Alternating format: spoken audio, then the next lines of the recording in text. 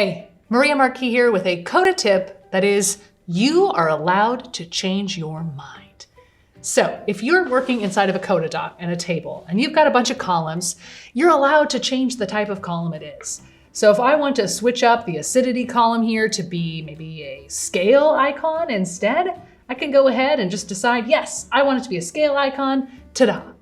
I can do that here, but I could also do it if I'm inside of the row itself. So I'm gonna say, let's take a look at this particular cup of coffee, my yummy coffee, and maybe I don't want this hot or not to be a checkbox. I could say, you know what, I would actually like to switch this to be a select list or a number, or maybe a reaction column. Yeah, I could say, yes, I wanna do that, and then I can switch it up.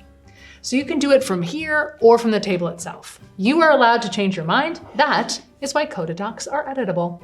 I'll see you in the next tip.